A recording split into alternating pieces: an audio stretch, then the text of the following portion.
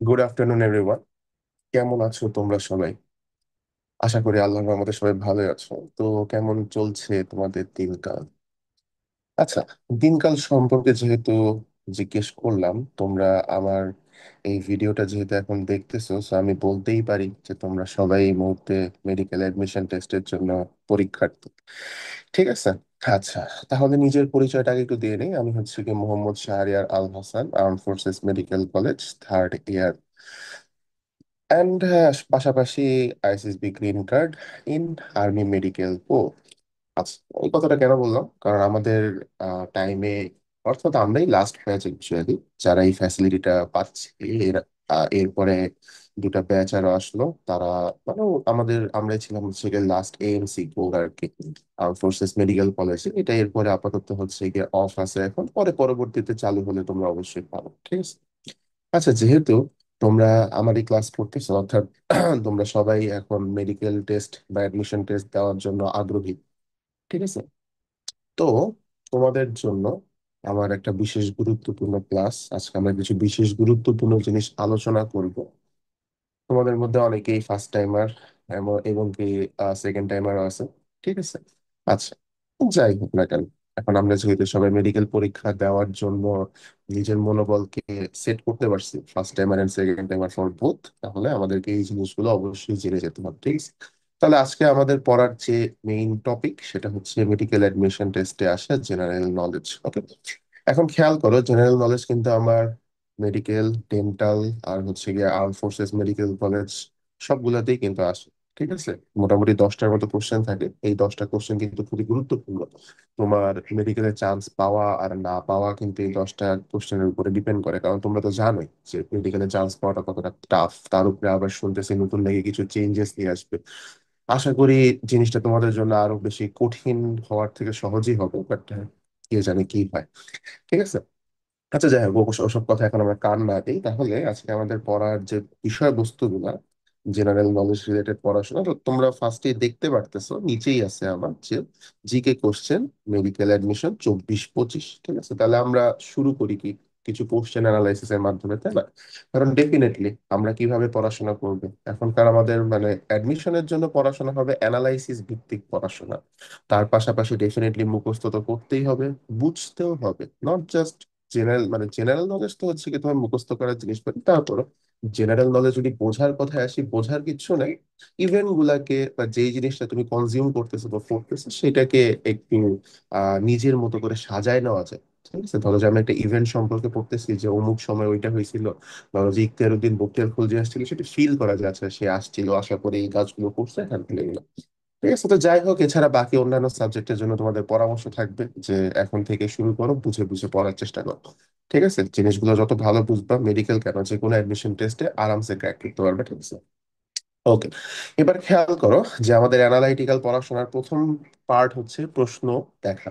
ঠিক আছে। তোমাদের যে কোনো সাবজেক্টের জন্য ফার্স্ট যে কাজটা করতে হবে সেটা হচ্ছে মেডিকেল অ্যাডমিশন টেস্টে আসা কোশ্চেন গুলা তোমাদেরকে অ্যানালাইসিস করতে হবে। ঠিক আছে। তাহলে এখন খেয়াল করো যে আমরা কোশ্চেন অ্যানালাইসিসে প্রথম একদম রিসেন্ট যেটা, এই কোশ্চেনটা নিয়েই কেন বসলাম, কেন পুরাতন কোশ্চেন নিয়ে বসলাম না, কারণ এই কোশ্চেনটা স্পেশালি আমার এই জেনারেল নলেজেরটা বা সাধারণ জ্ঞানেরটা কিন্তু অন্যান্য অন্যান্য বছরের কোশ্চেন গুলো থেকে একটু ডিফারেন্ট। ঠিক আছে। কারণটা কি? কারণটা আমরা সবাই জানি যে এটা আন্দোলন পরবর্তী হওয়া প্রথম মেডিকেল অ্যাডমিশন পরীক্ষা। ঠিক আছে। তাহলে ডেফিনেটলি এখানে কিছু জিনিস আমাদের ডিফারেন্ট থাকবে, কারণ আমরা কি পূর্ববর্তী সময় দেখে আসছি যে মেজরিটি কোশ্চেন হয়তো মুক্তিযুদ্ধ থেকে থাকতো, অথবা শেখ মুজিব সম্পর্কিত থাকতোই, তাই না? 5টা কোশ্চেনের মধ্যে, মানে 10টা কোশ্চেনের মধ্যে 3 থেকে 4টা কোশ্চেন তারা নিয়ে থাকতো, বাট এখন তো আর সেগুলো হবে না। সো এখন আমাদের জেনারেল নলেজটা একটু ভার্সেটাইল হয়ে গেছে, জিনিসগুলো আমাদেরকে একটু আরো মনোযোগ দিয়ে বোঝার চেষ্টা করতে হবে, পড়তে হবে, মনে রাখার চেষ্টা করতে হবে, আর একটু আমাদের শাখা প্রশাখা ছড়ায় ছিটায় পড়াশোনা করতে হবে। ঠিক আছে। তাহলে আসো, সেটার জন্য তো আমি আছি তোমাদেরকে হেল্প করার জন্য। সমস্যা নেই, সামনে আরো যত ক্লাস আগাবে দেখবে যে জিনিসপাতি গুলো তোমাদের না গেলে তত চলে আসতেছে। ঠিক আছে। আচ্ছা, তাহলে এখন আমরা কোশ্চেন গুলো একটু দেখি। 1 নাম্বার কোশ্চেন যেটা আমরা দেখতে পারতেছি সেটা হচ্ছে কি বাংলাদেশের 100 টাকার নোটে তোমার হচ্ছে কোন মসজিদের ছবি ছিল। ঠিক আছে। আচ্ছা, এখন খেয়াল করো এই কোশ্চেনটা মানে মুদ্রা রিলেটেড কোশ্চেন। ওকে, তাহলে কিন্তু আমাদের বিভিন্ন দেশের মুদ্রা জানতেই হয়। বাংলাদেশের কারেন্সি হচ্ছে গিয়ে টাকা। তো এখন তোমাদেরকে এক্সট্রা যেটা জানতে হবে সেটা অবশ্যই হচ্ছে কি যে কোন টাকার নোটের মধ্যে কোন জিনিসের ছবি দেওয়া আছে বা কোন স্থাপনার ছবি দেওয়া আছে বা কোনটার ডিজাইন কিরকম, টাকা সম্পর্কে কিন্তু তোমাদের এখন একটা ভালো ধারণা থাকতে হবে। আচ্ছা, ভালো ধারণা কেন থাকতে হবে? কারণটা হচ্ছে গিয়ে এক নম্বরে তো এই যে কোশ্চেন আসতেছে, দুই নাম্বার দেখো, আন্দোলন পরবর্তী কিন্তু তোমার অনেক পরিবর্তন আসছে, তার মধ্যে একটা পরিবর্তন আনার চেষ্টা করা হচ্ছে কি টাকার মধ্যে। ঠিক আছে, যে আমরা টাকার পুরাতন ডিজাইনটা তো জানি, তাই না? তাহলে এখন ওই ডিজাইনটাকে পরিবর্তন করে তোমার নতুন ডিজাইন আনার চেষ্টা করা হচ্ছে। অলরেডি তো তোমার হচ্ছে কি দু তিনটা নোট আমার লঞ্চ করা হয়েছে, 1,000 টাকার নোট, তারপর হচ্ছে গিয়ে 100 টাকার নোট, এগুলো তো 20 টাকার নোট, এগুলো তো আগে লঞ্চ করা হয়েছে। ঠিক আছে, তো ধীরে ধীরে অন্যগুলো পরিবর্তন হবে। তাহলে আমাদেরকে কি করতে হবে যে এই যে একটা নকশার যে পরিবর্তন আসতেছে বা পুরাতন যে নকশা ছিল এইগুলো সম্পর্কে জানতে হবে। মোটামুটি বাংলাদেশের প্রেক্ষাপটে টাকা যত সময় যত রকমের ছিল সবগুলার হচ্ছে কি নকশার একটা আমাদের নলেজ থাকা লাগে। ঠিক আছে, যে কোথায় কোন জিনিসটা ছিল, খুবই কিন্তু গুরুত্বপূর্ণ একটা বিষয়। ঠিক আছে, আর একটা জিনিস কি যে হ্যাঁ, আচ্ছা, আরেকটা কথা তোমাদেরকে বলি, অনেকেরই হয়তো মাথায় মানে এই জিনিসটা মাথায় আসতেই পারে যে আরে ভাই, টাকা যেহেতু জিজ্ঞেস করতেছে, পকেট থেকে একটা নোট বাই করবো, নোট বাই করে দেখে লিখে ফেলবো। ঠিক আছে, আচ্ছা, জিনিসটা যে এত সোজা তা না, ডেফিনেটলি তোমার মাথা পরীক্ষা হলে কাজ করবে না। ঠিক আছে, সেকেন্ড টাইমার যারা আছে তাদের অনেকের কাছ থেকে আমি শুনছি, যে আমারই কিছু স্টুডেন্টের কাছ থেকে আমি শুনছি যে বলতেছিল, ভাই ওখানে তো আমাদের কি বলে, যখন পরীক্ষার হলে ছিলাম এই টাকা রিলেটেড, যখন মানে যে 24-25-এর যখন হচ্ছে গিয়ে প্রশ্ন আসছে তখন হচ্ছে গিয়ে পকেট থেকে টাকা বাইর করে দেখে লিখে ফেলছি।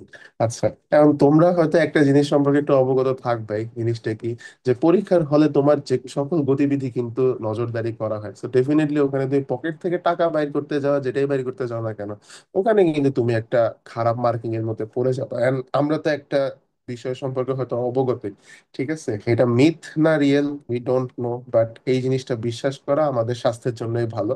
সেটা হচ্ছে গিয়ে যে অ্যাডমিশন টেস্টে কিন্তু ঘাড় ঘুরাইলেই এক্সপেল হয়ে যায়, তাই না? অ্যাডমিশন টেস্টে খাতা নিতে দেখছো কারো? কখনো কখনো কিন্তু কারো খাতা নেয় না, বাট তাকে যদি কোনোভাবে সাসপিশিয়াস মনে হয়, তার কিন্তু পরীক্ষা ওখানে শেষ, তো তার আর কোনো রেজাল্টই হবে না। বুঝতে পারছো? তো কথা হচ্ছে গিয়ে এটা, So, আমাদের উচিত সাবধান থাকা, আমরা সাবধান থাকবো। ওকে, আচ্ছা, এবার খেয়াল করো। আচ্ছা, পরবর্তী যে প্রশ্নটা আমরা পাচ্ছি সেটা হচ্ছে বাংলাদেশের স্বীকৃতি দেওয়া প্রথম মুসলিম প্রধান রাষ্ট্র কোনটি? তাহলে এখানে খেয়াল করো যে এই প্রশ্নটা কিন্তু আমাদের অনেকটা গতানুগতিক প্রশ্নের মতো, যে এই ধারার প্রশ্ন আমরা দেখি যে প্রথম কি, কোনটা কি, বৃহত্তম কোনটা, ক্ষুদ্রতম কোনটা। ঠিক আছে, এই জিনিসগুলো কিন্তু গুরুত্বপূর্ণ। এন্ড আচ্ছা, এখানে একটা জিনিস খেয়াল রাখতে হবে আমার, প্রথম স্বীকৃতি প্রদানকারী রাষ্ট্র ছিল ভুটান, জাস্ট প্রথম স্বীকৃতি প্রদানকারী রাষ্ট্র। আর প্রথম স্বীকৃতি প্রদানকারী মুসলিম রাষ্ট্র ছিল হচ্ছে ইরাক। ঠিক আছে, এরপর খেয়াল করো যে গাজায় সাম্প্রতিক, হ্যাঁ অবশ্যই আমার সাম্প্রতিক যে ঘটনাবলী ঘটে যাচ্ছে, এই যে গাজায় ঘটা যে হচ্ছে তোমার মর্মান্তিক ঘটনাগুলা, এই জিনিসগুলো সম্পর্কে জানতে হবে, যে সম্প্রতিকালে সংঘর্ষ কবে শুরু হয়, এই জিনিসগুলো সম্পর্কে কিন্তু আমার একটা ভালো ধারণা থাকতে হবে। ঠিক আছে, তারপরে মানে এগুলো আন্তর্জাতিকের আন্ডারেই পড়তেছে, ডেফিনেটলি আন্তর্জাতিকের মধ্যে কারেন্ট অ্যাফেয়ার্স এর মধ্যে যেগুলো থাকে, তোমার মোটামুটি কারেন্ট অ্যাফেয়ার্স সম্পর্কে একটা জ্ঞান আমার থাকা লাগবে। ঠিক আছে, যে কোনো অ্যাডমিশন টেস্টে বসার আগে। এরপরে দেখো, বাংলাদেশ সম্পর্কে কিন্তু অনেক তথ্য আমরা পাচ্ছি। এক হচ্ছে গিয়ে ভূগোল থেকে আসছে, সড়ক পথে সংক্ষিপ্ত দূরত্বে টেকনাফ থেকে তেতুলিয়া যেতে নিচের কোন জেলাটি অতিক্রম করতে হবে। ঠিক আছে, এগুলো কিন্তু খুবই মানে বাংলাদেশ রিলেটেড কোশ্চেন। আমার কাছে মনে হয় যে তুমি একটা কম্পিটিটিভ এক্সামে বসতে যাচ্ছ, তুমি বাংলাদেশ সম্পর্কে না জানো, তাই তোমার না বসাই ভালো। না, খারাপ ভাবে নিও না বিষয়টা, কারণ আমাদের প্রস্তুতি একটা একটা অ্যাডমিশন টেস্টে বসতে গেলে প্রস্তুতির একটা বিষয় আছে না, তো সেই দিক থেকে কিন্তু আমার বাংলাদেশ সম্পর্কে অ্যাটলিস্ট জানা দরকার। ঠিক আছে, তো বাংলাদেশের উপরে আমাদের ক্লাস আছে অলরেডি, আরো সামনে আসবে। তোমরা ইনশাল্লাহ যতটুকু আমার জানা দরকার, যা যা জানা দরকার, তোমরা সবকিছু জানতে পারবে। ঠিক আছে, পরবর্তীতে দেখো আমরা কি পাচ্ছি, দেখো এখন খেয়াল করো, মুক্তিযুদ্ধ থেকে কিন্তু আমাদের কোশ্চেন আসবে না যে তা না, মুক্তিযুদ্ধ থেকে অবশ্যই কোশ্চেন আসবে, কিন্তু এখন মুক্তিযুদ্ধের কোশ্চেন গুলো কিন্তু একটু আউট অফ দ্য বক্স যে কোশ্চেন গুলো হতে পারে। তাহলে আমাদেরকে অবশ্যই মুক্তিযুদ্ধ রিলেটেড যেমন একটা ধারণা রাখতে হবে, তার পাশাপাশি কিন্তু আমাদেরকে মুক্তিযুদ্ধে ঘটা বিভিন্ন পারিপার্শ্বিক ইভেন্ট গুলো সম্পর্কেও একটা ধারণা রাখতে হবে। ঠিক আছে, তাহলে তোমরা সবাই জানো যে মুক্তিযুদ্ধের সময় আমার কি বলে সমর্থন অর্জনের জন্য একটা ফুটবল দল গঠন করা হয়, সেটা কি ছিল? স্বাধীন বাংলা ফুটবল দল। ঠিক আছে, তার অধিনায়ক কে ছিলেন? দেখছো তাহলে কি 1971 রিলেটেড কোশ্চেন, কিন্তু একটু ডিফারেন্ট ধারার কোশ্চেন কিন্তু এটা। ওকে, এরপর দেখো কি বলছে, মুক্তিযুদ্ধকালে বাংলাদেশ ফিল্ড হাসপাতালের সূচনা করেন কে? আরেকটা গুরুত্বপূর্ণ কোশ্চেন, মুক্তিযুদ্ধ থেকে আসছে কিন্তু একটু ভিন্ন ধারার। ওকে, নেক্সট আমরা কি পাচ্ছি যে কোন সালে ঢাকা মেডিকেল কলেজ প্রতিষ্ঠিত হয়? এখন দেখো, তুমি যেহেতু একটা মেডিকেল অ্যাডমিশন টেস্ট দিতে যাচ্ছ, তাহলে অবশ্যই তোমাকে মেডিকেল কলেজ সম্পর্কে জানতে হবে। তুমি যখন মেডিকেল অ্যাডমিশন টেস্ট দিবা, তোমাকে ঢাকা মেডিকেল থেকে শুরু করে বাকি যে পাবলিক মেডিকেল গুলো আছে সেটা সম্পর্কে জানতে হবে। তুমি যখন ডেন্টালের কি বলে পরীক্ষা দিতে যাবে, তখন তোমাকে ডেন্টাল কলেজগুলো সম্পর্কে জানতে হবে। তুমি যখন এফএমসির পরীক্ষা দিতে আসবে, তখন তোমাকে অবশ্যই এফএমসি সম্পর্কে জানতে হবে। ঠিক আছে, এফএমসির প্রতিষ্ঠাতা কবে, তারপর কার আন্ডার কি, এগুলো একটু কিন্তু জেনে আসতে হবে। ইনফ্যাক্ট মেডিকেল বাদ দিলাম, তুমি যে কোনো ভার্সিটির এক্সাম দিতে যাচ্ছ, তোমার ডেফিনেটলি এটা তোমার কর্তব্য যে ভার্সিটি গুলো সম্পর্কে জানা, যে আমার এই ভার্সিটিটা কবে প্রতিষ্ঠিত হয়েছে, বা কি কি আছে স্পেশাল, কি ভালো কি খারাপ, কি অ্যালামনি কারা। ঠিক আছে, এই জিনিসগুলো জানাটা কিন্তু তোমাদের জন্য বেনিফিশিয়াল হবে। পরবর্তীতে দেখো আমরা ইতিহাস। হ্যাঁ, এখন ইতিহাসের পাতা থেকে তো একটা কোশ্চেন থাকবে। দেখো, আমাদের কিন্তু ইতিহাসকে আমরা দুই ভাগে ভাগ করতে পারি। একটা হচ্ছে যে বিভিন্ন জনপদ, ঠিক আছে, যে অমুক সেন কি বলে বংশ, তারপর হচ্ছে গিয়ে জনপদ। ঠিক আছে, যে বাংলার ধরো যে হচ্ছে গিয়ে প্রাচীন জনপদ কোনটা, হ্যান ত্যান এই ধরনের কিন্তু জনপদ গুলো সম্পর্কে একটা ধারণা থাকতে হবে। আর হচ্ছে গিয়ে তোমার বিভিন্ন সাম্রাজ্য, ঠিক আছে, যেমন মুঘল সাম্রাজ্য, বংশ, সেন বংশ, পাল বংশ। তারপর মুঘল সাম্রাজ্যের উপরেও কিন্তু আমাদের ক্লাস আছে, সামনে আরো ক্লাস আসবে, যে এখানে কি নিয়ে আলোচনা করা, যে তোমার মুঘল সাম্রাজ্যের একদম ইম্পর্টেন্ট যারা যারা ছিলেন, তারপর হচ্ছে তাদের বিভিন্ন স্থাপনা। দেখো, মুঘল সাম্রাজ্যে কিন্তু অনেক সুন্দর সুন্দর স্থাপনা এখনো এক্সিস্ট করে। ঠিক আছে, তাজমহল, তারপরে হচ্ছে গিয়ে লালবাগ কেল্লা, তারপর লাল কেল্লা। লাল কেল্লা কিন্তু দিল্লিতে, ঠিক আছে, ভারতে। এরপর হচ্ছে তোমার এই যে কি বলে ঘোড়ার ডাক, এই জিনিসগুলো কিন্তু এখনো এক্সিস্ট করে। ঠিক আছে, এগুলো কিন্তু খুবই গুরুত্বপূর্ণ পয়েন্ট। আর এখান থেকে বহুবার প্রশ্ন আসছে, কারণ খুবই স্বাভাবিক যে আমাদের এই যে এখানেও কিন্তু চলে আসছে ইখতিয়ার উদ্দিন মোহাম্মদ বিন বখতিয়ার খলজি কোন শাসককে পরাজিত করে বাংলার রাজধানী নবদ্বীপ তোমার হচ্ছে গিয়ে জয় করেন। ঠিক আছে, পরবর্তীতে দেখো, বৈষম্য বিরোধী আন্দোলন চলাকালে আবু সাইদ কবে শহীদ হন? হ্যাঁ, অবশ্যই।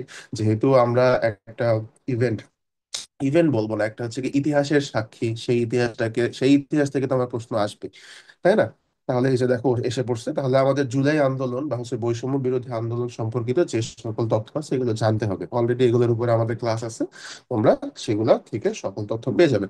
ঠিক আছে, তাহলে দেখো, জুলাই আন্দোলন সম্পর্কে তোমার যা যা জানা দরকার সেগুলো কিন্তু জানতে হবে। আর হ্যাঁ, আরেকটা কথা তোমাদের বলে রাখি, এই যে আমি আজকে ক্লাস নিচ্ছি, গতকালকে ছিল, আজকে হচ্ছে কি তোমার 17 তারিখ, গতকালকে ছিল 16 তারিখ। ঠিক আছে, 16 জুলাই, তোমার কিন্তু অলরেডি 16 জুলাইকে আমার হচ্ছে গিয়ে এই বৈষম্য বিরোধী আন্দোলনের শহীদ দিবস হিসেবে তোমার সরকারি ভাবে কিন্তু স্বীকৃতি দেওয়া হয়েছে। ঠিক আছে, আর এই 16 জুলাই হচ্ছে গিয়ে তোমার 16 জুলাই 2024 সালে কিন্তু আমরা আবু সাইদ শহীদ হন। পরবর্তী কি 16, 17, 18 তারিখে কিন্তু আবার আমাদের ওই যে কি বলে শহীদ মীর মুগ্ধ। ঠিক আছে, আমার এই কি বলে Bangladesh university of professionals A masters এর স্টুডেন্ট ছিলেন তিনি, তো তিনি কিন্তু পরে হচ্ছে গিয়ে শহীদ হন। তাহলে এগুলো খুবই মর্মান্তিক বিষয়, বাট এগুলো এখন আমাদের পরীক্ষার জন্য কিন্তু জানতে হবে। ঠিক আছে, এন্ড এগুলো আমাদের এমনি তো জানা দরকার, কারণ কি আমরা একটা ইতিহাসের সাক্ষী, এই ইতিহাস তো বজায় রাখতে হবে, তাই না? এটা তো এরকম মানে ধুলায় মিশে গেলে হবে না।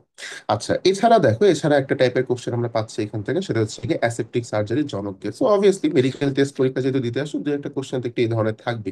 ঠিক আছে, মেডিকেল, বাট এগুলো খুবই কম, সংখ্যা খুবই কম, একটা দুইটা এরকমই থাকে, একটাই থাকে খুব সম্ভবত। এটা এত বেশি কোশ্চেন আমি এখান থেকে কখনো দেখিনি। ওকে, তাহলে এখন আসো আমরা একটু তোমাদের এই কোশ্চেনটা অ্যানালাইসিস করি। ঠিক আছে, যে আমরা এখান থেকে অ্যাকচুয়ালি পাইলাম কোন কোন পয়েন্ট। এখান থেকে কিন্তু আমরা পুরো প্রশ্নটাকে বা তোমার এই বিগত বছরের সবগুলো কোশ্চেন অনুযায়ী আমার পুরা মেডিকেল এর ধরো যে হচ্ছে গিয়ে জেনারেল নলেজ পার্টটাকে কিন্তু কয়েকটা ভাগে ভাগ করা যায়, যে এই পার্ট গুলো থেকে কোশ্চেন আসবে, এন্ড আমাকে এই পার্ট গুলোর উপরেই মাস্টার হইতে হবে। ঠিক আছে, মানে মাস্টার হওয়া না হয় অ্যাটলিস্ট জানতে হবে। ওকে, মাস্টার হলে তো ভালো, খারাপ। ওকে, তাহলে এখন খেয়াল করো যে আমাদেরকে অ্যাকচুয়ালি জানতে হবে কি কি। ঠিক আছে, তাহলে আমরা 1 নাম্বার পয়েন্টে যেটা পাচ্ছি সেটা কিন্তু ছিল আমাদের ইতিহাস। ঠিক আছে,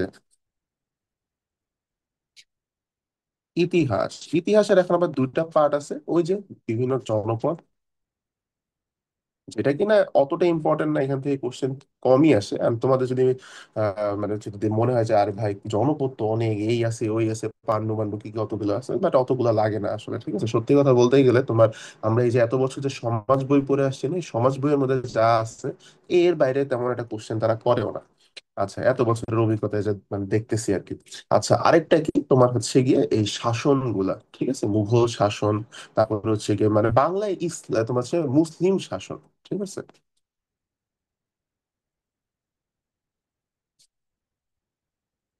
মুসলিম শাসন, বিভিন্ন স্থাপনা স্থাপত্য কবে কি করছে, কে প্রতিষ্ঠা করছে, যেমন ঘোড়ার ডাক কে প্রতিষ্ঠা করেন, শেরশাহ, ঠিক আছে, এই জিনিসগুলো। এরপর 2 নম্বরে আসো, 2 নম্বরে কিন্তু আমরা একটা জিনিস পাবো। সেটা কি পাবো? সেটা হচ্ছে গিয়ে আমাদের রিসেন্ট যে ঘটনাগুলো, সেটাকে আমরা আন্তর্জাতিক বা ইন্টারন্যাশনালের আওতায় ফেলাই দিই।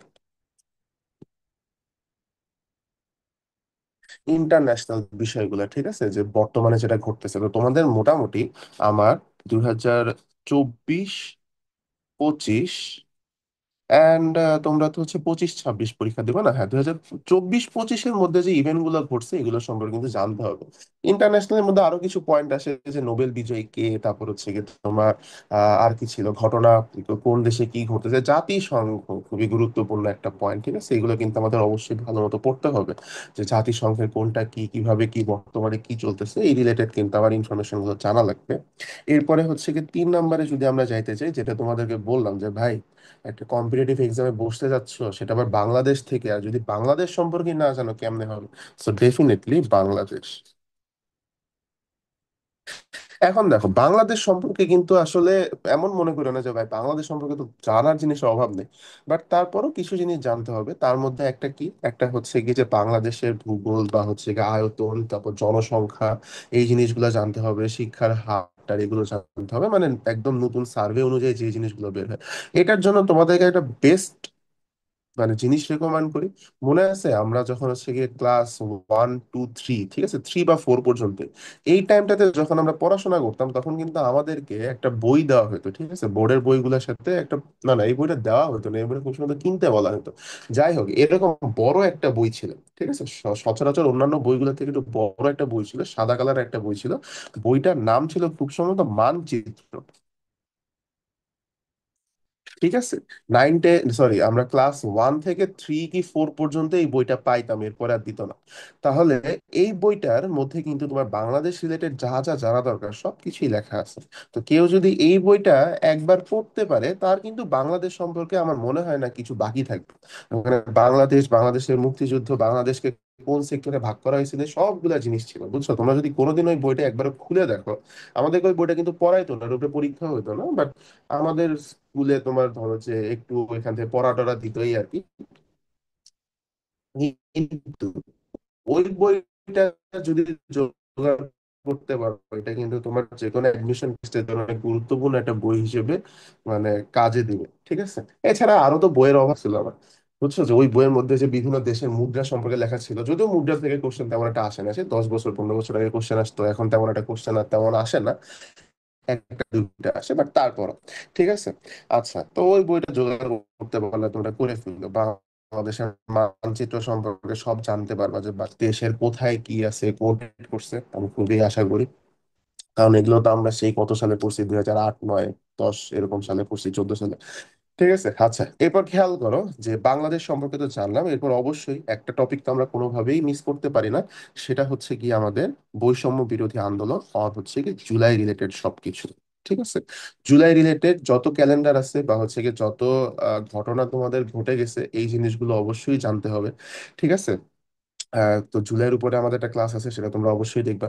তাহলে কি জুলাই রিলেটেড সবকিছু কিন্তু তোমাদেরকে জানতে হবে, গেল এই কথাও গেল। এরপর পরবর্তীতে আসো, যে জুলাইয়ের সাথে সমসাময়িক সময় কিন্তু আবার হচ্ছে গিয়ে লিঙ্কড আপ কে আছে, ডক্টর ইউনুস, ঠিক আছে, ডক্টর মোহাম্মদ ইউনুস। আচ্ছা, তাহলে ডেফিনেটলি তোমাদেরকে ডক্টর ইউনুস সম্পর্কে যা যা আছে সবকিছু জানতে হবে। ডক্টর ইউনুসের উপর আমাদের একটা ক্লাস আছে, সেটা তোমরা দেখলেই সবকিছু জেনে ফেলবা, ঠিক আছে, যতটুকু আমাদের দরকার।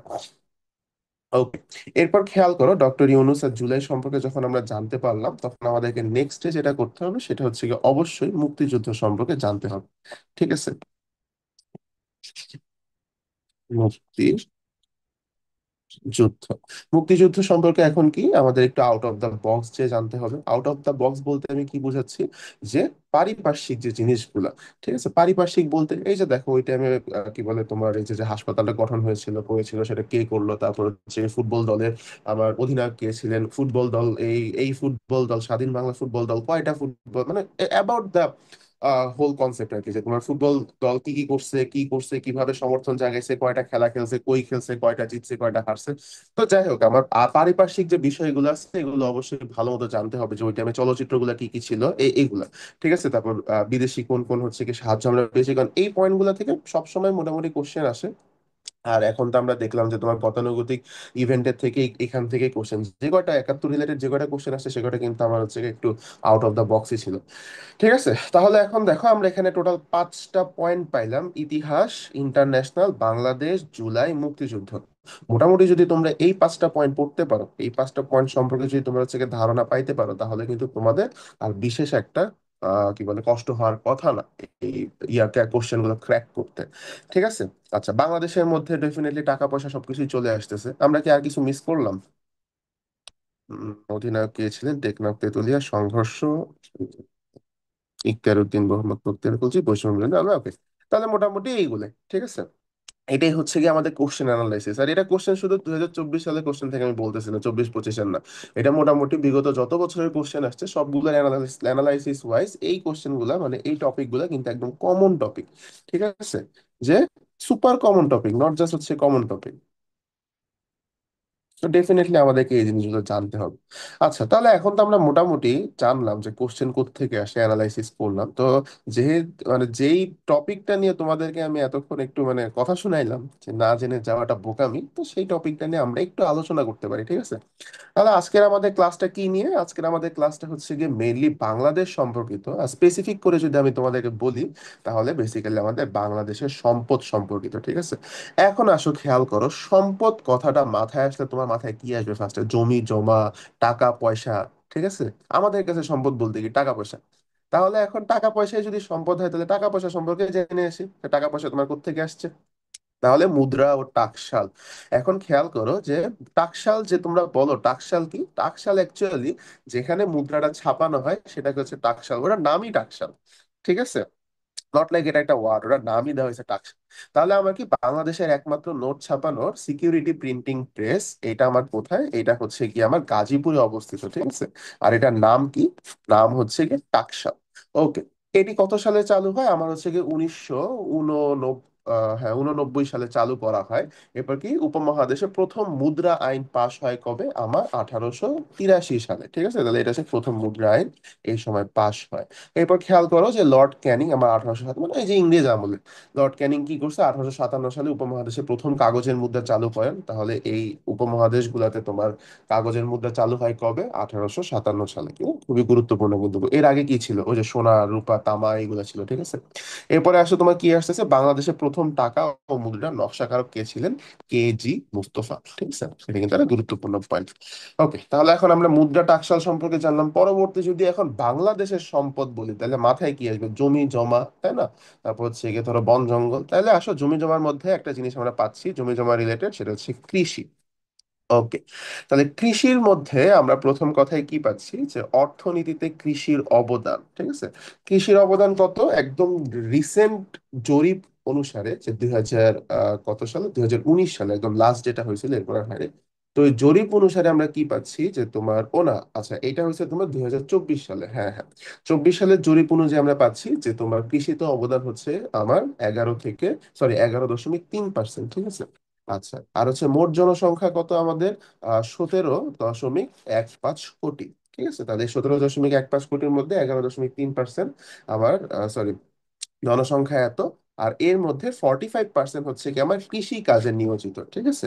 আর তাদের অবদান অর্থনীতিতে কত? তাদের অবদান অর্থনীতিতে হচ্ছে কি আমার এই 11.3%, ঠিক আছে। পরবর্তীতে আমরা যেটা পাচ্ছি এটা গুরুত্বপূর্ণ, যে একলা অগ্রহায়ণ, ঠিক আছে। একলা অগ্রহায়ণ কিন্তু আমাদের কৃষি দিবস হিসেবে পালিত হয়, গুরুত্বপূর্ণ পয়েন্ট। আর প্রথম কৃষি শুমারি, হ্যাঁ এটার কথা বলতেছিলাম, 2019 সালে অ্যাকচুয়ালি আমার কি হয়েছিল, কৃষি শুমারি হয়েছিল, ঠিক আছে। লাস্ট কৃষি শুমারি হয় 2019 সালে, আর ফার্স্ট হয়েছিল কি 1977 সালে। এটা আর হচ্ছে কি এই প্রথম যে জরিপ হয়েছে এটা ছিল 2024 সালের জরিপ অনুসারে। ঠিক আছে। আচ্ছা, এখন আসে কৃষি সম্পর্কে যেহেতু আমরা জানলাম, তাহলে আমাদের এখন পরবর্তী যেটা জানা লাগে সেটা হচ্ছে পণ্য উৎপাদনের শীর্ষ জেলা ও বিশ্বে অবস্থান। এখন খেয়াল করো যে শীর্ষ, বৃহত্তম, ক্ষুদ্রতম, এইগুলো কিন্তু আমাদের খুবই গুরুত্বপূর্ণ কিছু পয়েন্ট, এগুলো কিন্তু আমাদের অবশ্যই জানতে হবে। তাহলে যেহেতু আমরা কৃষি নিয়ে আলোচনা করতেছি, তাহলে পণ্য উৎপাদনে কারা শীর্ষে আসে এটা একটু জেনে ফেলি। তাহলে দেখো এই যে একটা চার্ট পাচ্ছ তোমরা, এই চার্টের মধ্যে মোটামুটি সবগুলা জানাটাই আমার দরকার, তারপর আমি গুরুত্বপূর্ণ গুলো একদম বলে দিচ্ছি। ঠিক আছে, তোমরা চেষ্টা করো যে এটা কি বলে ছবি তুলে নেওয়ার, স্ক্রিনশট তুলে নেওয়ার, বা হচ্ছে কালেক্ট করার, কারণ এটা তোমাদের কিন্তু লাগবে। এন্ড জাস্ট ওই যে না করিও না ভাই, স্ক্রিনশট তুলিও না। কি হবে, এর থেকে ভালো খাতায় লেখা, আমার সাথে আমারটা দেখে খাতায় লেখো। স্ক্রিনশট তুলবে সারা জীবন ফোনের মধ্যে থাকবে, কিচ্ছু হবে না। ঠিক আছে, খাতায় লিখে নাও, ওর থেকে বেটারই হবে। আচ্ছা, তাহলে এখন খেয়াল করো যে আমার কি প্রথম কথায় যদি আমরা আসি সেটা হচ্ছে গিয়ে পাট। তাহলে পাট কি, তোমার শীর্ষ জেলা হচ্ছে গিয়ে ফরিদপুর। বিশ্বে কিন্তু তোমার বাংলাদেশ পাট উৎপাদনে কত, দ্বিতীয়। ঠিক আছে, এটা একটা বিষয়। আর ধান, ধান হচ্ছে গিয়ে ময়মনসিংহ শীর্ষ জেলা, আর এটা কি বিশ্বে আমার তৃতীয় ধান উৎপাদন বাংলাদেশ। ঠিক আছে, তারপরও পরবর্তীতে তোমরা কিছু ইনফরমেশন পাবা যেগুলো জেনে তোমরা একটু হতাশই হবা। পরবর্তীতে আসে আমরা কি পাচ্ছি, মাছ, মাছের জন্য ময়মনসিংহ বিখ্যাত, পরে আমার কি এটা বিশ্বে তোমার তৃতীয়। কাঁঠাল, কাঁঠাল তো অবশ্যই যেহেতু আমাদের জাতীয় ফল, এটা জেলা ওরকম স্পেসিফিক না, বাট আমার বিশ্ব অবস্থান কিন্তু দ্বিতীয় বাংলাদেশের। ঠিক আছে, আলুর কথায় যদি আসি তাহলে মুন্সিগঞ্জ আলুর জন্য বিখ্যাত, আলু সবচেয়ে ওখানে উৎপাদন হচ্ছে, আর হচ্ছে কি বিশ্বের সপ্তম। আচ্ছা, আম, আম এখন আম তো অবশ্যই মনে রাখতে হবে যে আমের জন্য শীর্ষ জেলা কোনটা, এই যে রাজশাহী, রাজশাহীর উপরে তো কোনো কথা নাই। ঠিক আছে, এই যে গ্রীষ্ম বর্ষাকাল যাচ্ছে, সবারই বাসায় এখন রাজশাহীর আম এসে উঠছে, এটা জানা কথা। আমি যার বাসায় যাই তার বাসায় যে দেখি যে হচ্ছে আমে ভরা, একদম মানে বিছানো বিছানো আম সব জায়গায়, বুঝছো। পোলাপাইনের বাসায় যাই, স্টুডেন্ট পড়াইতে যাই, ওদের বাসায় দেখি যে একদম বিছানো বিছানো আম পড়ে আছে। তো এইটাই আর কি কথা, যে আম সবার বাসায় এখন আছে। বা আম নাই এরকম না, বা আম খাওয়া নাই রাজশাহীর নাম, আর রাজশাহী নামে আম খাওয়া নাই, এটা কম লোকই আছে। ঠিক আছে, এখন তো বাজারে বিক্রি করে, রাজশাহীর আম নিয়ে যায়। আচ্ছা, যাই হোক, তাহলে কি আমরা রাজশাহী কিন্তু দুঃখজনক ভাবে আমার কি রাজশাহী শীর্ষ হওয়া সত্ত্বেও বিশ্বে হচ্ছে গিয়ে অষ্টম নম্বরে আসতেছে। ঠিক আছে, পেঁয়াজ, পেঁয়াজের দাম তো উঠানামা করে, পেঁয়াজের জন্য সবচেয়ে বেস্ট কি পিরোজপুর, পেঁয়াজে পিরোজপুর, পতে প, বিশ্বে হচ্ছে গিয়ে অষ্টম। ঠিক আছে, পরবর্তীতে আমরা কি পাচ্ছি, ও না না, সরি সরি সরি, আরে উল্টা পাল্টা হয়ে গেছে। পেয়ারা, পেয়ারা হচ্ছে গিয়ে পিরোজপুর, এবার ঠিক আছে। বাট হ্যাঁ, পেঁয়াজের সাথেও যে নামের মিল নাই তা না, পতে পেয়ারা, পতে পিরোজপুর, পতে পেঁয়াজ, পতে পাবনা। ঠিক আছে, কি সুন্দর দুটা নাম মিলে গেছে, এই যে পতে পাবনা।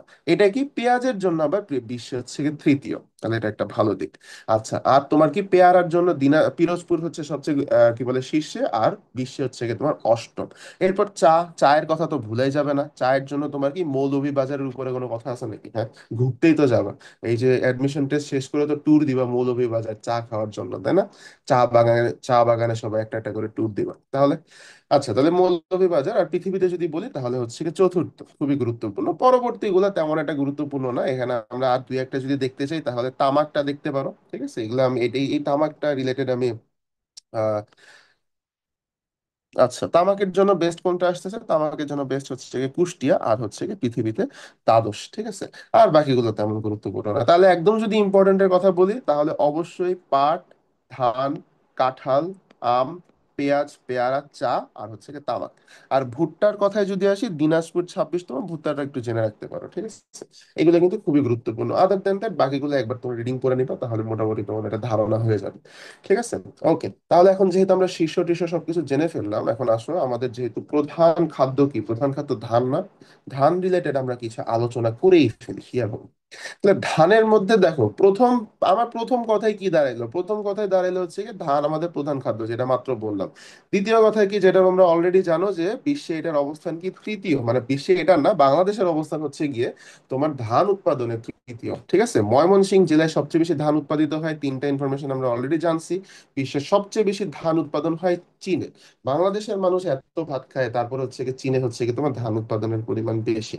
অবশ্যই এটা কম্পিটিশন করেও লাভ নেই, ওখানে মানুষের সংখ্যাও বেশি, জায়গাও বেশি, আয়তনও বেশি। আমাদের এর দূর ছোট জায়গার মাঝখানে যে ধান উৎপাদন করে এত উপরে নিতে পারছে, তৃতীয়তে নিতে পারছে, এটাই তো অনেক, তাই না? আচ্ছা, এরপরে আসো, বাংলাদেশে সবচেয়ে বেশি চাল আমদানি করে ভিয়েতনাম থেকে। এটাই বলতেছিলাম তোমাদেরকে, দুঃখজনক কথা যে বিশ্বের তৃতীয় হওয়া সত্ত্বেও চাল আমদানি করা লাগতেছে, কারণ বাংলাদেশে মানুষের পরিমাণ এতই বেশি যে যেটা উৎপাদন হচ্ছে ওটা দিয়ে আসলে মানুষের ভরণ পোষণ করা যাইতেছে না। ঠিক আছে, তাহলে এটাই কথা যে চাল আমদানি করে হচ্ছে কি ভিয়েতনাম থেকে। চাল আমদানিতে আবার বিশ্বের দ্বিতীয়। এইটা হচ্ছে কি আরেকটা দুঃখজনক বিষয় যে চাল আমদানিতেও সে হচ্ছে দ্বিতীয়তে পৌঁছায় গেছে। তাই না? তাহলে আমরা বেসিক্যালি লসেই আছি।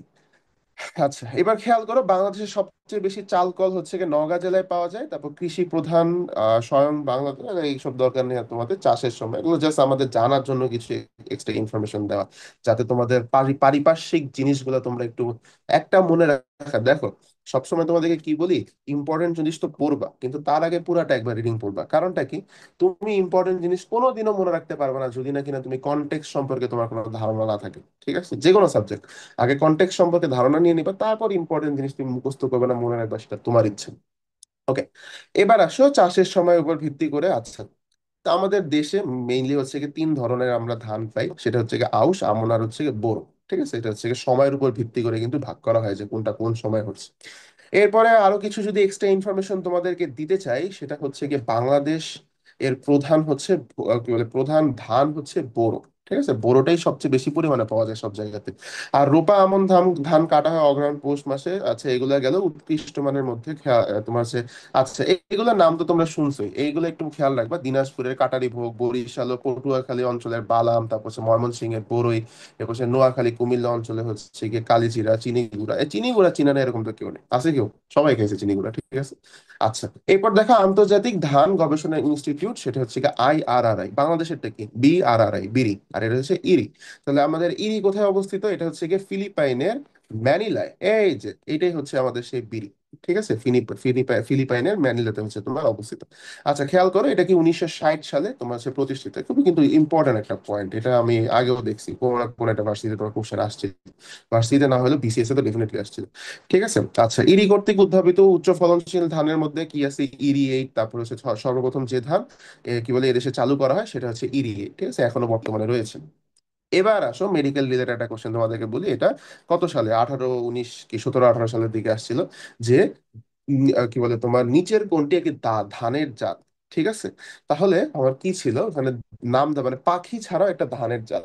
সেটা কি? সেটা হচ্ছে কি দোয়েল। দোয়েল আমাদেরকে একটা ধানের জাত, আবার কি বিনা একটা উন্নত ধানের জাত। ঠিক আছে, তাহলে ধান সম্পর্কে আমরা মোটামুটি জানলাম। এরপর আরো কিছু গুরুত্বপূর্ণ তথ্য, কারণ ধানই তো সব না। সেটা কি, আমাদের হচ্ছে কি পাট। পাট হচ্ছে আমাদের প্রধান অর্থকরী ফসল, খুবই গুরুত্বপূর্ণ। ভারত পাট উৎপাদনে প্রথম, বাংলাদেশ হচ্ছে কি দ্বিতীয়। ঠিক আছে, বাংলাদেশের তুলা গাছকে কি বলা হয়? সূর্যকন্যা বলা হয়। এটা কিন্তু বিভিন্ন জায়গায় তোমরা কোশ্চেন দেখেছো অ্যাডমিশন রিলেটেড কিন্তু। ঠিক আছে। আচ্ছা, এরপর ব্রিটিশ গভর্নর ওয়ারেন হেস্টিং, এটা পরে বাংলাদেশে প্রথম আলু আনা হয় নেদারল্যান্ডসের হল্যান্ড থেকে। হ্যাঁ, একটা ইম্পর্টেন্ট কোশ্চেন। এরপরে কি তোমার, যে ব্রিটিশ গভর্নর ওয়ারেন হেস্টিং এর উদ্যোগে বাংলায় আলু চাষের বিস্তার লাভ করে। তার মানে বাংলায় আলু আগে ছিল না, ওরা নিয়ে আসছে, নিয়ে আসার পরে বাংলাদেশকে একদম পুরো বাংলাদেশের মানুষকে আলু ভোগী বানাই দিচ্ছে। আলু ছাড়া কোনো তরকারি হয়? যে কোনো তরকারি, যেখানেই থাকো, হোস্টেল থাকো, বাসা থাকো, আলু ছাড়া তরকারি তো পসিবলই না। আচ্ছা, এরপরে নেক্সট গুরুত্বপূর্ণ যেটা, রামু কক্সবাজার, এখানে কি রাবার চাষের জন্য এটা হচ্ছে আমাদের বিখ্যাত।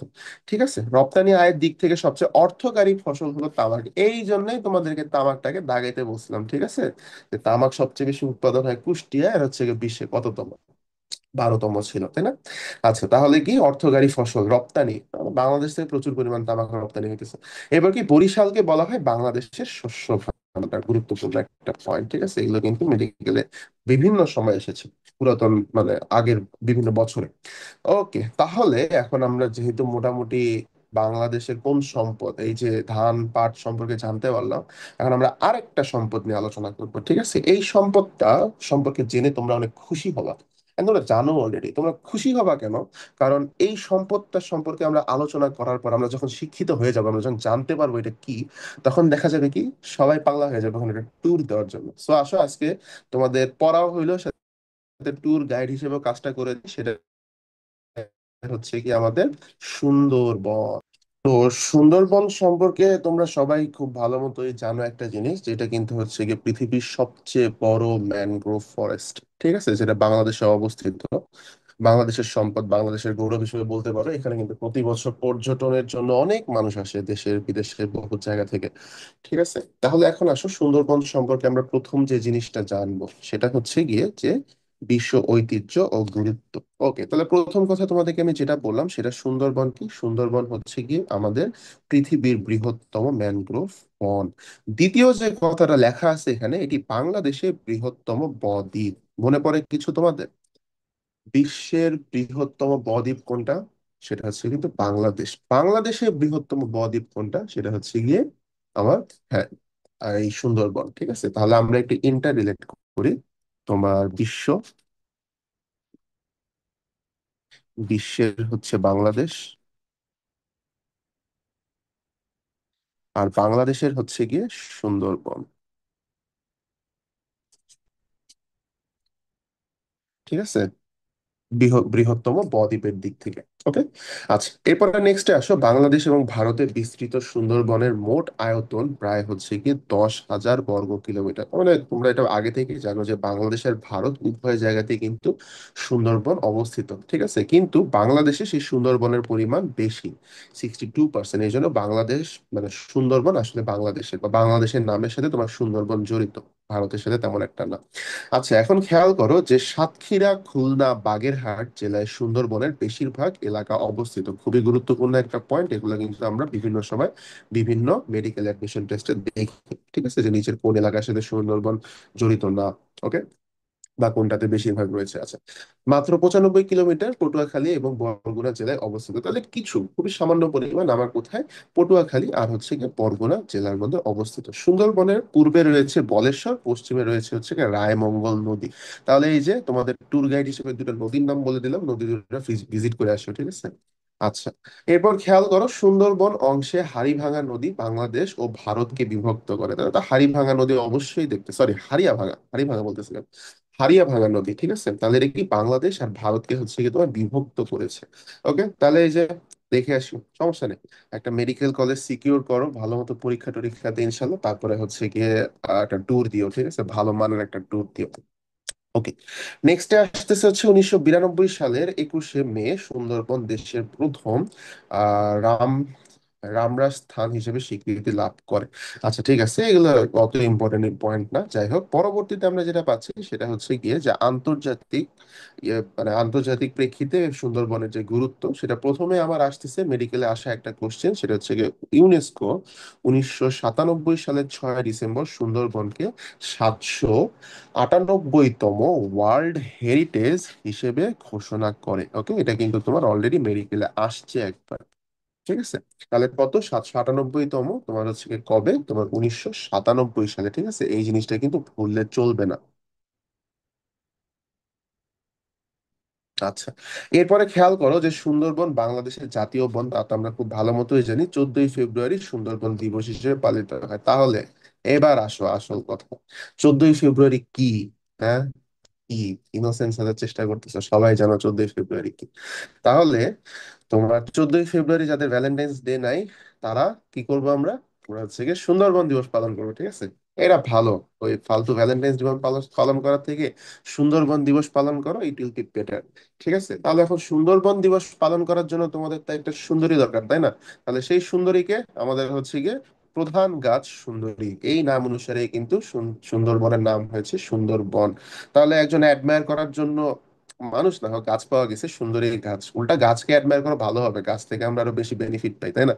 আচ্ছা, যাই হোক, তাহলে কি 14ই ফেব্রুয়ারি সুন্দরবন দিবস, গাছ হচ্ছে কি সুন্দরী, যার নামে কি সুন্দরবন নামকরণ। তাহলে প্রধান গাছ কোনটা? সুন্দরী। ঠিক আছে, এগুলো কিন্তু সবই গুরুত্বপূর্ণ পয়েন্ট। 14ই ফেব্রুয়ারি এখন থেকে আমরা কি করব? সুন্দরবন দিবস ঘটা করে পালিত করবো, ভ্যালেন্টাইন্স দিবস, ঠিক। আচ্ছা, যাই হোক, এরপরে হচ্ছে গিয়ে এর অপর নাম কি? গরান ভূমি। ঠিক আছে, অপর নামটা অবশ্যই জানতে হবে। আর এছাড়া কিছু তথ্য আমরা দেখতেছি, খুলনা তোমার হচ্ছে হার্ডবোর্ড মিলে কাঁচামাল হিসেবে সুন্দরী গাছ ব্যবহৃত হয়। তারপর নিপা পাম, এই উদ্ভিদ কেবলমাত্র ম্যানগ্রোভ অঞ্চলে দেখা যায়, যেটা কিনা সুন্দরবনে দেখা যাচ্ছে। সুন্দরবনে টাটকা, তারপর সরি কাটকা, হিরন পয়েন্ট, দুবলার চর, টাইগার পয়েন্ট ইত্যাদি জায়গা তোমার হচ্ছে গিয়ে মানুষের সমাগম থাকে। ঠিক আছে, তাহলে এগুলো কিন্তু এই যে তোমাদের ঘুরতে যাওয়ার জায়গা। হ্যাঁ, এই যে বললাম তো যে ভালো মতো পরীক্ষা টরীক্ষা দাও, দিয়া হচ্ছে একটা সিকিউর করো, মেডিকেল সিকিউর করো, তো সবাই মিলে ট্যুর দিও। সময় পেলে দেখবা যে সুন্দরবনে দৌড় দিতে সব। আচ্ছা, যাই হোক, পরবর্তীতে কি আসতেছে যে এখানে দুই প্রজাতির হরিণ দেখা যায়, সো আইডেন্টিফাই করে আসো যে দুইটা প্রজাতি পাও কিনা। এরপরে কি সুন্দরবনে বাঘ গণনা, ঠিক আছে, বাঘ গণনায় আগে কি পাগ মার্ক বা পায়ের ছাপ পদ্ধতি ব্যবহার করা হতো, কিন্তু এখন যেহেতু সবকিছু ডিজিটালাইজেশন হচ্ছে তাই বর্তমানে ক্যামেরা ট্যাপিং করা হয়, ঠিক আছে, ট্র্যাপিং। আচ্ছা, এটাকে আমরা কি বলতেছি, বাঘ শুমারি। আচ্ছা, যাই হোক, পরবর্তীতে এখন আসো। পরবর্তীতে আসলে আসার, না না, আছে একটা জিনিস আছে, যে তোমাদেরকে তো বলছিলাম ট্যুর গাইড দিব, তাই না? তাহলে সুন্দরবনের উল্লেখযোগ্য পয়েন্ট গুলো নিয়ে তো একটু আলোচনা করতেই হয়। তাহলে সেই পয়েন্ট গুলো কি কি, আমার অলরেডি নামগুলো তোমরা শুনে ফেলছো, যে টাইগার পয়েন্ট, হিরন পয়েন্ট, আর হচ্ছে গিয়ে জাফর পয়েন্ট। তো সুন্দরবনে একটা কম্পাস নিয়ে যাও, কম্পাস নিয়ে যেয়ে এগুলোর সাথে মিলাই দেখো যে আদৌ মিলে কিনা। ঠিক আছে? কেন মিলবে না, অবশ্যই মিলবে। প্রথম কথা কি, টাইগার পয়েন্ট কোথায়? সুন্দরবনের দক্ষিণে অবস্থিত। হিরন পয়েন্ট হচ্ছে সুন্দরবনের দক্ষিণে, এটাও সুন্দরবনের দক্ষিণে। তার মানে কি সুন্দরবনের দক্ষিণ পয়েন্টটাই সবচেয়ে সুন্দর পয়েন্ট নাকি? তাহলে তো একটা ট্যুর দিতেই হয়। আচ্ছা, এখন সুন্দরবন পয়েন্ট সম্পর্কে জানলাম, তাহলে আর একটু জানা লাগে না যে আর কি কি পয়েন্ট আমার থাকতে পারে? তো সেখানে আমরা দেখতেছি সেটা হচ্ছে গিয়ে অন্যান্য গুরুত্বপূর্ণ স্থান, যেমন কি এলিফ্যান্ট পয়েন্ট, যেটা কিনা বাকিগুলো সব কক্সবাজারে, ঠিক আছে। পরবর্তী যখন তোমরা কক্সবাজারে ট্যুর দিবে তখন এই পয়েন্ট গুলো কিন্তু অবশ্যই ঘুরে আসবে, দেখে আসবে কোনটা কোথায় আছে। তাহলে Elephant Point, Prince Point, Laboni Point তো মানে এটা তো সবচেয়ে কি বলবো পপুলার। তারপর সুগন্ধা পয়েন্ট, এগুলো সব কি তোমার হচ্ছে কক্সবাজারে। আচ্ছা, তো তোমাদের মোটামুটি আজকের ক্লাস এই পর্যন্তই। আর এখন যাওয়ার আগে তোমাদের একটা ছোট্ট বোনাস দিয়ে যাবো, ঠিক আছে? তো ঘোরাঘুরির কথা যেহেতু হচ্ছেই, পরীক্ষা টরীক্ষা শেষ করে যখন সব ট্যুর ট্যুর দিবা, ওর মধ্যে আরেকটা জায়গা তোমরা ইনক্লুড করে দেখো, সেটা হচ্ছে গিয়ে জাতীয় উদ্যান। ঠিক আছে, জাতীয় উদ্যান বলতে সবার ফার্স্টে মাথায় কি আসে? Botanical garden. বোটানিক্যাল গার্ডেন হচ্ছে গিয়ে আমাদের জাতীয় উদ্যান, তাই না? এছাড়া আরো আছে, ঠিক আছে। এন্ড বাংলাদেশের সবচেয়ে বড় জাতীয় উদ্যান হচ্ছে গিয়ে নিঝুম দ্বীপ ন্যাশনাল পার্ক। একটা ট্যুর দেওয়াই লাগে নিঝুম দ্বীপে, নাকি? দিও, সমস্যা নেই। এছাড়া আমি এখন সবচেয়ে বড় বলাতে আমার মাথার মধ্যে আসলে খেলা করলো যে আচ্ছা, আমি তো একটা ন্যাশনাল পার্কে গেছিলাম, সেটা হচ্ছে ভাওয়াল। ভাওয়াল যে কত বড়, যেদিকে তাকাই জঙ্গল, মানে মানে অনেক বড়, বিশাল বড় একটা জায়গা। তার থেকেও যদি নিঝুম দ্বীপ ন্যাশনাল পার্ক বড় হয়, তাহলে কত বড় হইতে পারে? একবারে টিম নিয়ে, ট্রুপ নিয়ে সবাই মিলে একটা জবরদস্ত ট্যুর দিয়ে আসো, কি বলো? হ্যাঁ। আচ্ছা, তাহলে মোটামুটি আজকে আমাদের পড়া এই পর্যন্তই। আশা করি তোমরা অনেক কিছু শিখতে পারছো, বুঝতে পারছো, জানতে পারছো। মেডিকেল অ্যাডমিশন টেস্ট সম্পর্কে তোমাদের একটা ধারণা হয়েছে, এবং মেডিকেল অ্যাডমিশন টেস্টে আসা জেনারেল নলেজ সম্পর্কে তো অবশ্যই একটা ধারণা হয়েছে। তার পাশাপাশি আমরা বাংলাদেশ সম্পর্কে কয়েকটা পয়েন্ট জানলাম, যেগুলো আমার কি যে কোনো অ্যাডমিশন টেস্টের জন্য খুবই গুরুত্বপূর্ণ। ঠিক আছে? তো আশা করি আমি তোমাদের কিছু উপকার করতে পেরেছি। করতে পারলে তো আমি অবশ্যই নিজেকে ধন্য মনে করি। ঠিক আছে, তাহলে আজকে আমার সাথে থাকার জন্য ধন্যবাদ। তো আশা করি তোমাদের সাথে আবার পরবর্তীতে দেখা হবে। আরো তো আমাদের ক্লাসের অভাব নেই, বহুত ক্লাস বাকি আছে।